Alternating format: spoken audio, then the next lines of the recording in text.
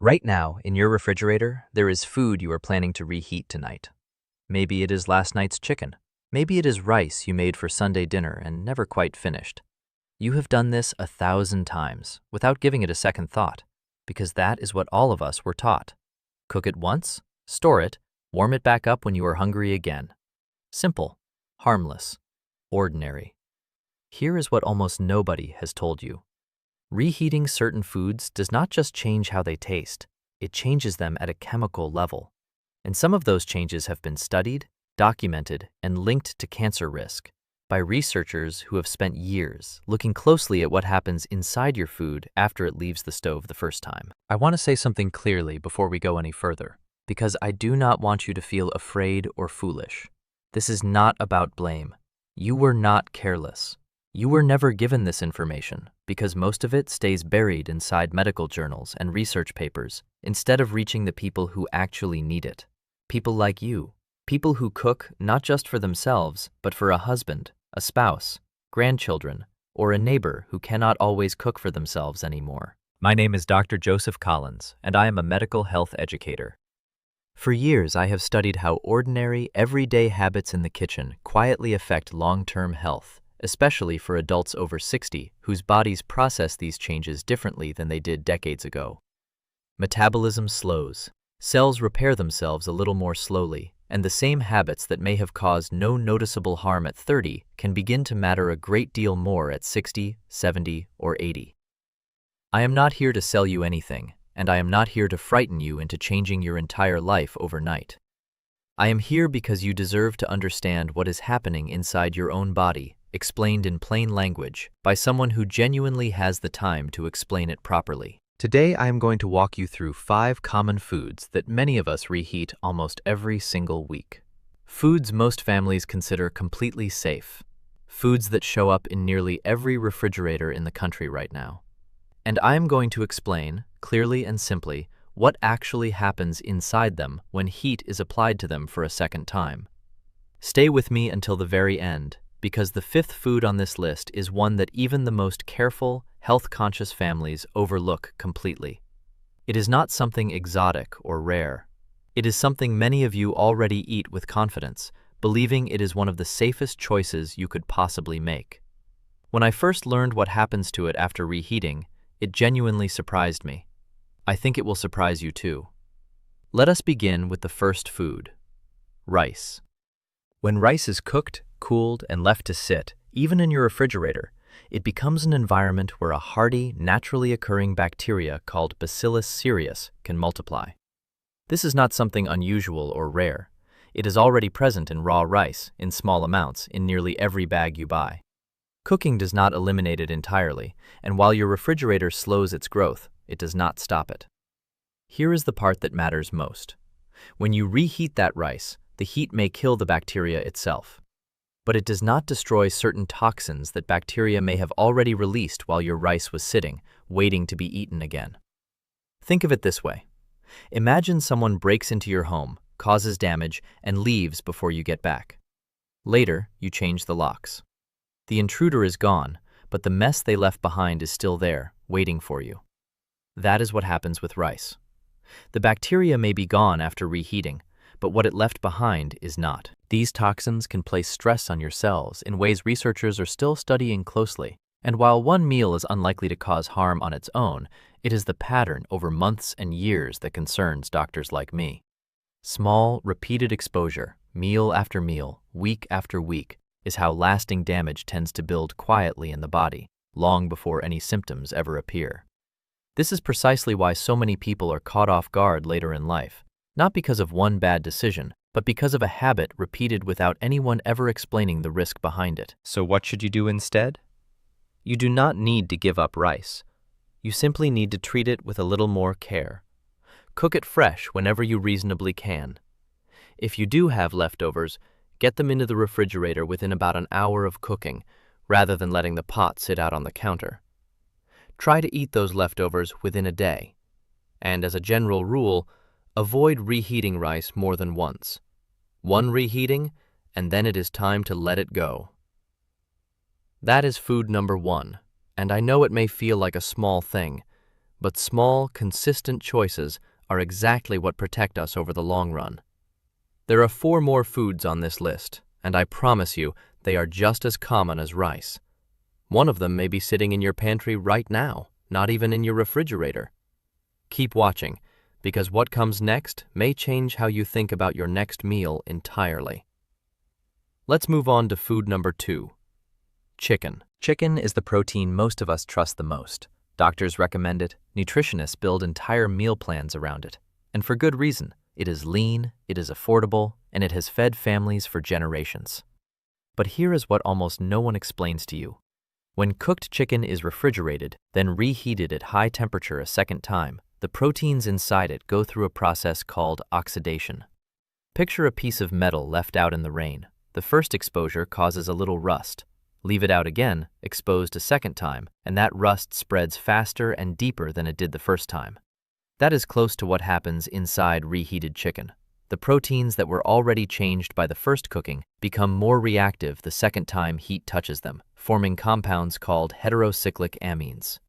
Researchers have linked these compounds directly to DNA damage because they are small enough and reactive enough to interact with the genetic material inside your own cells. This matters even more if you or someone you love is managing high blood pressure or heart health with medication, since the same slow, cumulative cellular stress we are describing tends to affect people already managing other health conditions more noticeably than it affects someone in perfect health. This is rarely mentioned anywhere, and it should be. If you are the one in your household who cooks for a spouse on blood pressure medication, or checks in on a parent who lives alone and reheats the same batch of chicken for days at a time, this is exactly the kind of detail worth knowing. Not to create worry, but so the choice becomes an informed one instead of an accidental one. So what can you do? Whenever possible, eat leftover chicken cold, in a salad or a wrap, rather than reheating it at all. If you do need to warm it, use the lowest temperature that gets the job done, and avoid microwaving it until it is scalding hot. Gentle heat matters far more than speed. Food number 3, spinach and other leafy greens like Swiss chard or beet greens. This one surprises people the most because spinach has such a wholesome reputation. And it deserves that reputation when it is eaten fresh. Doctors, nutritionists, and cardiologists all encourage more of it. For good reason. It supports heart health and it is rich in nutrients your body genuinely needs. The problem begins after cooking, once spinach sits in your refrigerator. Naturally occurring compounds in the leaves called nitrates slowly convert into nitrites while stored. Then, when that spinach is reheated, those nitrites can transform again, this time into compounds called nitrosamines, substances that health organizations around the world have linked to increased cancer risk, particularly in the stomach and digestive tract. Think of spinach like a letter left sitting in the rain. It started out fine, but the longer it sits unprotected, the more it changes into something you would not want to open. If you love spinach, and I hope you keep eating it, the simple fix is this. Cook it fresh, eat it the same day, and if you truly must store leftovers, keep them no longer than a few hours, and eat them cold rather than reheating them. Now, before we move to food number 4, I want to ask you something. If this information is new to you and you believe someone you love needs to hear it too, a parent, a spouse, someone managing their health alone, please consider sharing this video with them. It costs you nothing, and it may genuinely help someone who has never had this explained to them clearly. Food number 4, potatoes. This one catches people completely off guard because potatoes feel about as harmless as food gets.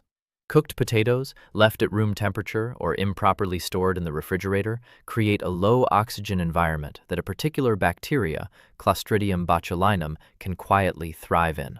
It rarely announces itself. There is no smell, no visible change, nothing that would make you think twice before reheating that potato salad or those leftover roasted potatoes. Beyond the bacterial concern, the starches inside potatoes behave similarly to rice once they are cooled and reheated repeatedly, contributing to the same kind of cellular stress we discussed earlier. It is a pattern you are likely noticing by now.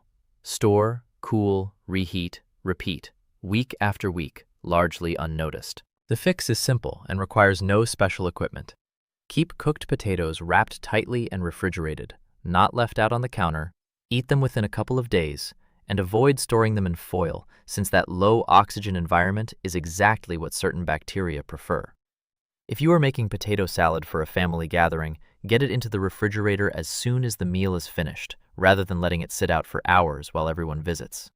It is a small habit, but it is the difference that matters most.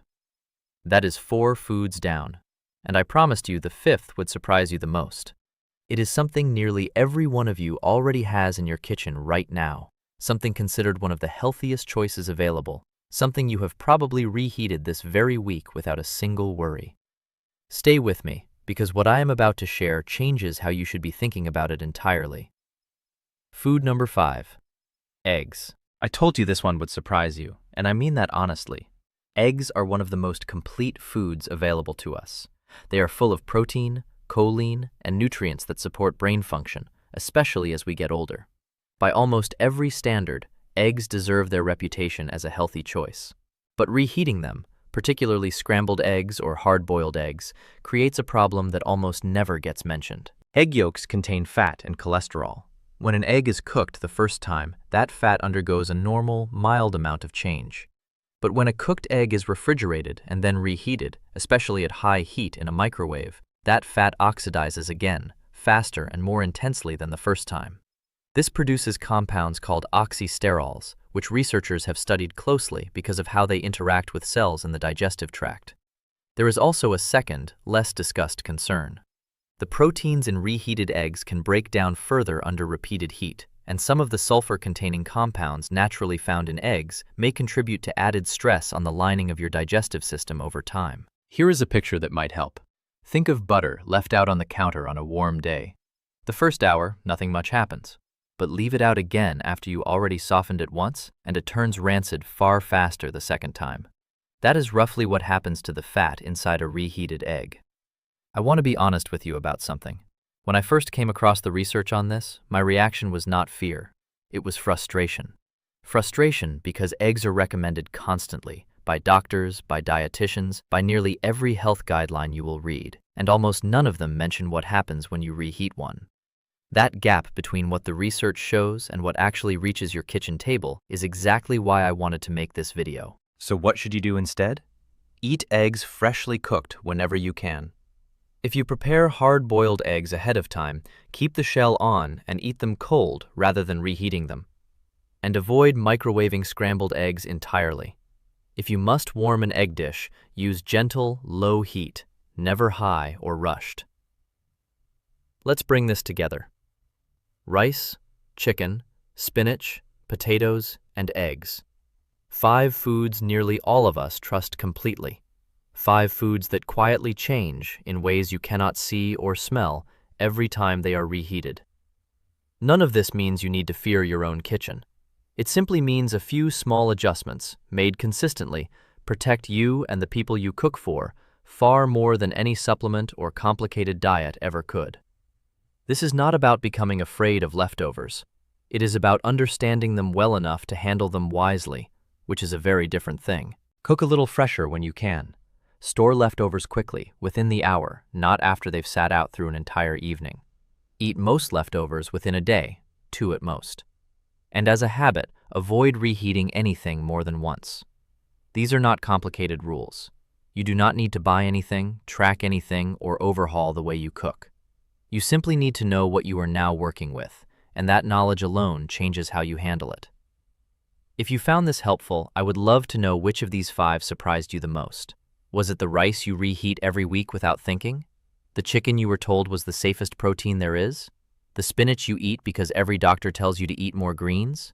Or was it the eggs, the one almost nobody warns you about? Tell me in the comments below. I read every single one, and your questions genuinely shape what I cover in future videos. Before you go, I want to ask you for something that costs nothing but a few seconds. Think of one person in your life who reheats leftovers without a second thought. A parent living alone, a spouse managing diabetes or blood pressure with medication, a neighbor who cooks once and eats from the same pot all week, a grown child too busy to think twice about what they grab from the fridge. Share this video with them. Not to frighten them and not to lecture them, simply so they have the same information you now have, because they deserve the chance to make an informed choice too, just as much as you did. As always, I want to be completely transparent with you. Everything shared in this video is intended for general education, not personal medical advice, diagnosis, or treatment. If you have specific health concerns, especially involving medication or an existing condition, please speak with your own doctor or a registered dietitian before making changes to your diet. My goal has never been to replace your physician. It has only ever been to make sure that the information available to researchers is also available to you, explained clearly, without jargon, and without judgment. Because you have spent decades taking care of others, and you deserve information that respects both your intelligence and your time. Thank you for spending this time with me today. It matters to me, and it matters more than you probably realize. My name is Dr. Joseph Collins, and I will see you in the next video.